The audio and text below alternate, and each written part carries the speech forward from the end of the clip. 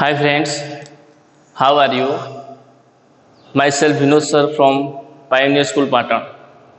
વિદ્યાર્થી મિત્રો, આપણે ધ સિમ્પલ પ્રેઝન્ટ ટેન્સ એટલે કે સાદા વર્તમાનકાળનો અભ્યાસ કરી ચૂક્યા છીએ.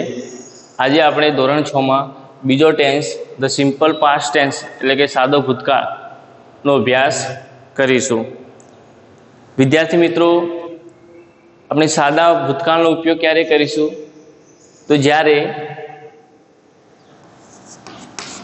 કોઈ ઘટના, બનાવ કે ક્રિયા પૂરી થઈ ગઈ હોય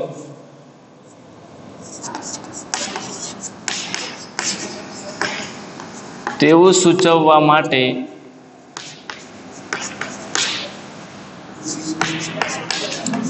સાદો ભૂતકાળ વપરાય છે.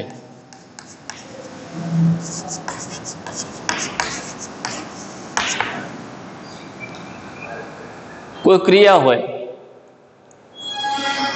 એક્ઝામ્પલ તરીકે મોહને ગીત ગાયું.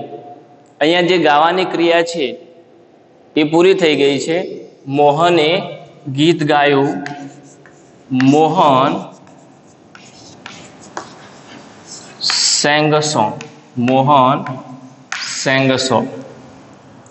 જતીન ક્રિકેટ રમ્યો. જતીન ક્રિકેટ રમ્યો. Jatin played cricket.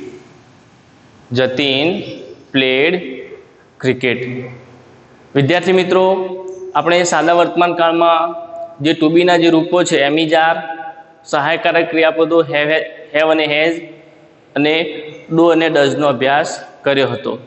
હવે આપણે એનો ભૂતકાળમાં અભ્યાસ કરીશું, એટલે કે એમ ઇઝ આરનું ભૂતકાળ, હેવ અને હેઝનું ભૂતકાળ, ડુ અને ડઝનું ભૂતકાળ અને તેના ઉપયોગો ક્યાં થાય છે એની વાક્ય રચનાનો અભ્યાસ કરીશું. ટુ બીના જે રૂપો છે એમ, ઇઝ અને આર. સાદા વર્તમાનકાળના ટુ બીના રૂપો છે એમ, ઇઝ અને આર, જેમાં એમનો અર્થ થાય છે છું અને ઇઝ એટલે છે. હવે એમ અને ઇઝનું ભૂતકાળ, એમ અને ઇઝનું ભૂતકાળ વોઝ થાય. વોઝનો અર્થ થાય છે હતો, હતી અને હતું. એમનો અર્થ થાય છે છું, ઇઝનો અર્થ થાય છે. જ્યારે આરનો ભૂતકાળ થાય છે વેર. ફરી ધ્યાન રાખજો, એમ અને ઇઝનું ભૂતકાળ વોઝ અને આરનું ભૂતકાળ વેર. હવે એ વાક્ય રચના જોઈએ.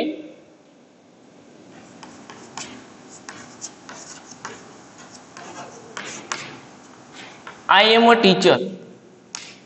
I am a teacher. આ વાક્ય છે એ સાદા વર્તમાન કાળનું છે. I am a teacher એટલે કે હું શિક્ષક છું.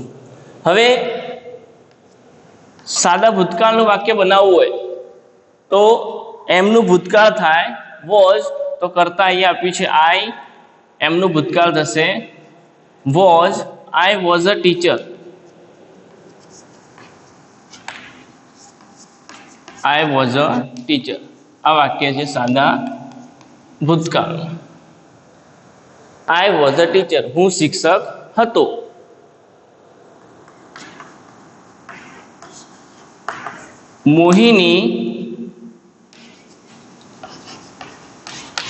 મોહિની is a doctor. આ વાક્ય કેવું છે? સાદા વર્તમાન કાળનું છે કે મોહિની ડોક્ટર છે. મોહિની was a doctor.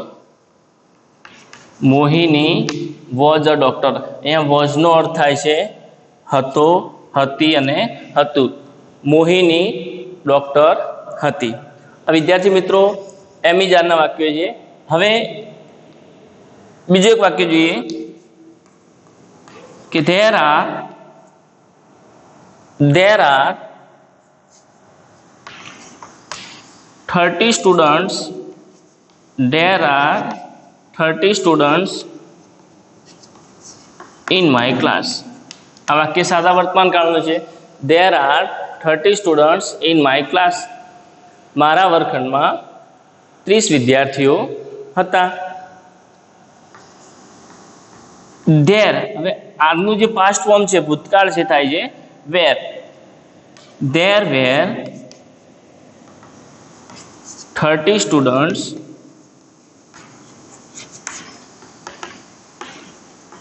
in my class. પહેલા વાક્યમાં શું કહેવામાં આવે છે કે there are 30 students in my class. મારા વર્ગખંડમાં 30 વિદ્યાર્થીઓ છે. There were 30 students in my class. મારા વર્ગખંડમાં 30 વિદ્યાર્થીઓ હતા. ત્યારબાદ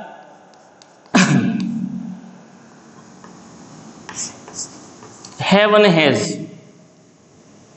have અને has.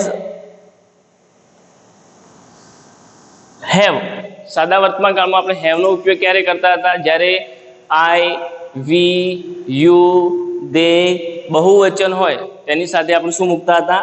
have. અને has નો ઉપયોગ ક્યારે કરતા હતા? જ્યારે કરતા ત્રીજો પુરુષ એક વચન he, she અને it હોય તો આપણે has નો ઉપયોગ કરતા હતા. એક્ઝામ્પલ તરીકે I have an apple. I have an apple. મારી પાસે સફરજન છે. તો I સાથે શું આવશે? have. Rohit has an apple. એટલે કે રોહિત ત્રીજો પુરુષ એક વચન છે તો તેની સાથે આવશે has. હવે વિદ્યાર્થી મિત્રો, have અને has નો અર્થ થાય છે ની પાસે હોવું. have અને has નો અર્થ થાય છે ની પાસે હોવું. હવે have અને has નું ભૂતકાળ. have અને has નું ભૂતકાળ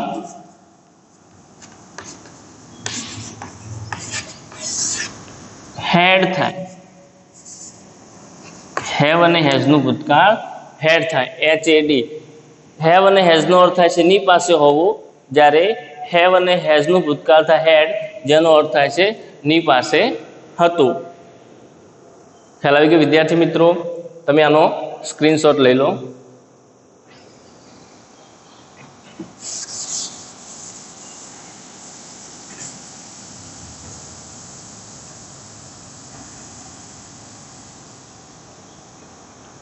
ત્યારબાદ do does. Simple present tense સાદા વર્તમાન કાળમાં વપરાતા સહાયકારક જે રૂપો છે, ક્રિયાપદો છે. એક્ઝામ્પલ તરીકે આપણે આનો ઉપયોગ પ્રશ્નાર્થ વાક્ય બનાવવામાં અને નકાર વાક્ય બનાવવામાં કરતા હતા. હવે ડુ અને ડઝનું ભૂતકાળ ડીડ થાય. ડુ અને ડઝનું ભૂતકાળ ડીડ થાય. તો એમ ઇઝ આર, હેવ અને હેઝ, ડુ અને ડઝ જે ભૂતકાળના રૂપો છે ખાસ તમારે તૈયાર કરવાના રહેશે. હવે વિદ્યાર્થી મિત્રો, આપણે હકાર વાક્ય રચના, નકાર વાક્ય રચના અને પ્રશ્નાર્થ વાક્ય રચના વિશે સમજીએ. હકાર વાક્ય રચના.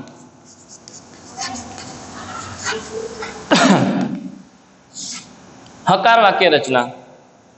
સૌપ્રથમ સબ્જેક્ટ એટલે કે કર્તા. કર્તા કોને કહીશું? તો જેના વડે જે ક્રિયા કરી રહ્યો છે, જે ક્રિયા કરી રહ્યો છે અથવા જેના વડે ક્રિયા થઈ રહી છે તેને શું કહેવામાં આવે છે? કર્તા. ત્યારબાદ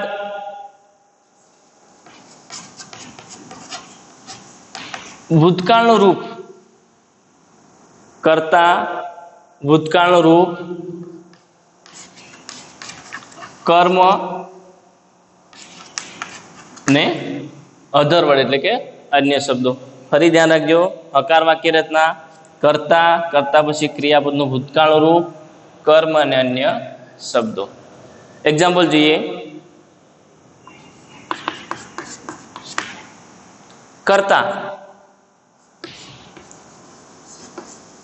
રાઘવ, એ કરતા કોણ આપ્યું છે? રાઘવ. હવે ભૂતકાળનું રૂપ લઈએ, wrote. Raghav wrote object a letter, અન્ય શબ્દોમાં આવશે yesterday. Raghav wrote a letter yesterday. અહીંયા કરતા રાઘવ, ક્રિયાપદનું પાસ્ટ ફોર્મ ભૂતકાળ, રોટ કર્મ, અ લેટર અને અન્ય શબ્દોમાં યસ્ટરડે, એટલે કે રાઘવે ગઈકાલે પત્ર લખ્યો.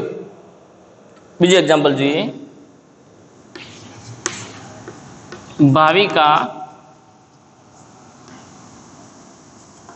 bought a new car last month. Bhavika bought a new car last month. ભાવિકાએ ગયા મહિને એક નવી કાર ખરીદી. બાયનું ભૂતકાળ છે, બાય એટલે ખરીદવું, એનું ભૂતકાળ છે બોટ. બીજું એક્ઝામ્પલ જોઈએ.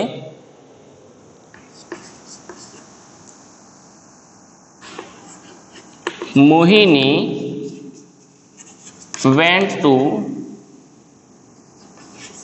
school. Mohini went to school. મોહિની સ્કૂલે ગઈ.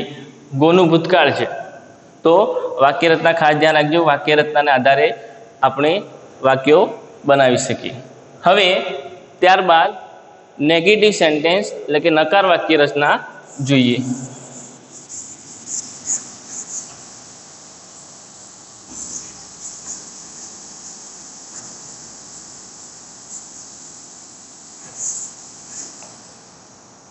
નકાર વાક્ય રચના.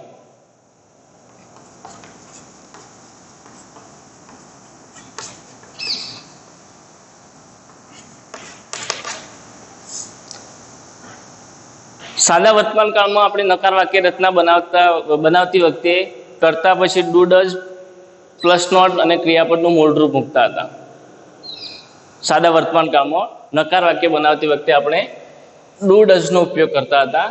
હવે સાદા ભૂતકાળમાં આપણે નકાર વાક્ય રચના બનાવતી વખતે શાનો ઉપયોગ કરીશું? Did not. વાક્ય રચના જોઈ લઈએ.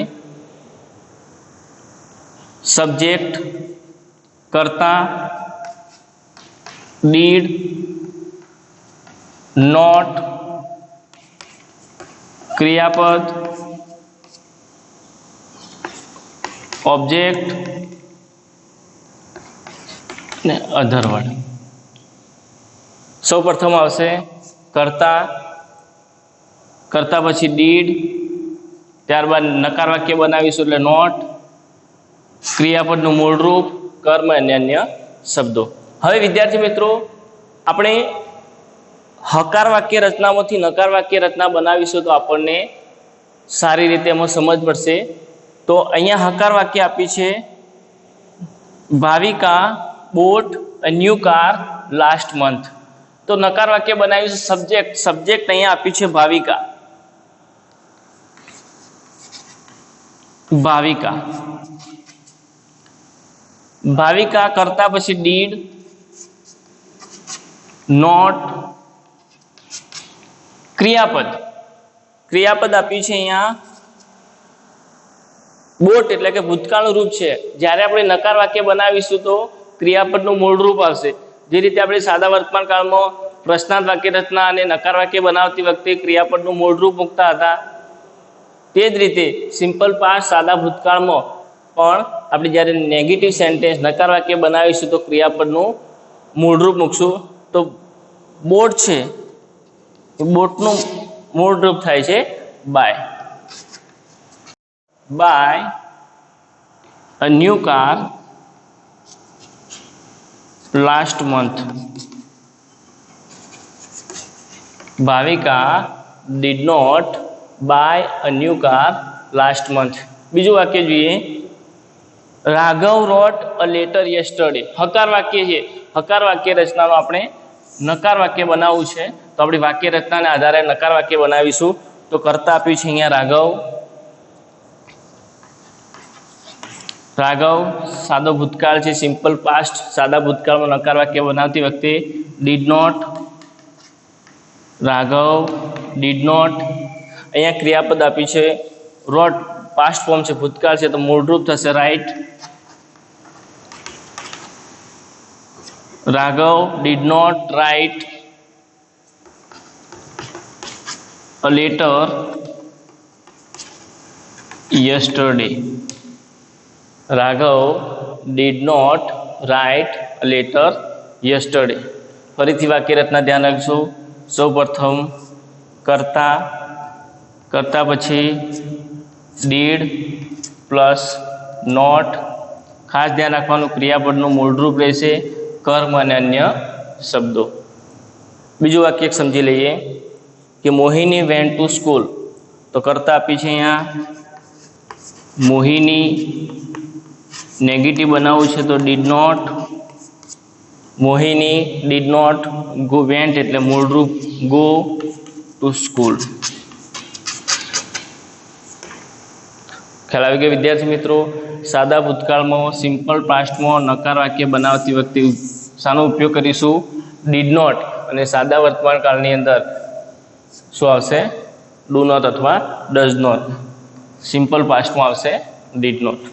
તમે પણ આનો એક સ્ક્રીનશોટ લઈ જે વાક્ય રચના છે એ બરાબર યાદ કરજો. ત્યારબાદ જોઈએ પ્રશ્નાર્થ વાક્ય રચના.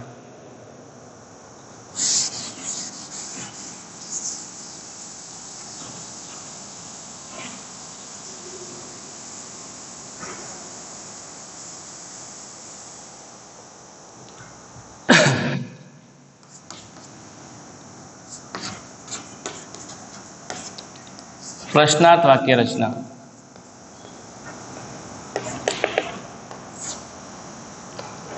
વાક્ય રચના જોઈએ. સૌ પ્રથમ મૂકીશું આપણે ડીડ, ત્યારબાદ કરતા, ક્રિયાપદનું મૂળરૂપ કર્મ, અધરવર્ડ અને છેલ્લે આવશે પ્રશ્નાર્થ ચિહ્ન. ડીડ, કરતા, ક્રિયાપદનું મૂળરૂપ, કર્મ અને અન્ય શબ્દો. હવે આપણે હકાર વાક્ય રચનામાંથી નકાર વાક્ય પ્રશ્નાર્થ વાક્ય બનાવીશું. તો સૌ પ્રથમ હકાર વાક્ય રચના લખીએ અહીંયા. Manav ate an apple. આ હકાર વાક્ય રચના. હકાર વાક્ય રચના. Manav ate an apple. Negative વાક્ય બનાવવું હોય, Manav did not eat an apple. આપણે પ્રશ્નાર્થ વાક્ય રચના બનાવવું છે તો સૌ પ્રથમ શું મૂકીશું આપણે? ડુ અને ડઝનું પાસ્ટ ફોર્મ ભૂતકાળ છે. ડીડ, કરતા માનવ, ડીડ માનવ, ક્રિયાપદનું મૂળરૂપ eat an apple. Did Manav eat an apple. શું માનવે સફરજન ખાધું? આ વાક્ય છે પ્રશ્નાર્થ વાક્ય રચના. સૌ પ્રથમ લખીશું ડીડ, કરતા, ક્રિયાપદનું મૂળરૂપ, કર્મ અને અન્ય શબ્દો. બીજું વાક્ય બનાવીએ. સૌ પ્રથમ મૂકીશું ડીડ, કરતા રોહિત, ડીડ રોહિત, ક્રિયાપદનું મૂળરૂપ સિંગ અ સોંગ. ખ્યાલ આવી ગયો વિદ્યાર્થી મિત્રો? તો હકાર વાક્ય રચના, નકાર વાક્ય રચના અને પ્રશ્નાર્થ વાક્ય રચના જો આપણને તૈયાર કરીએ તો આમાં સિમ્પલ પાસ્ટ એના વાક્યો બનાવવામાં આપણને સરળતા રહેશે. હવે નેક્સ્ટ આપણે જે ક્રિયાપદના ભૂતકાળના જે ડી કે એડી પ્રત્યે ક્યારે મૂકવો, એના જે અનિયમિત રૂપો છે એનો અભ્યાસ કરીશું.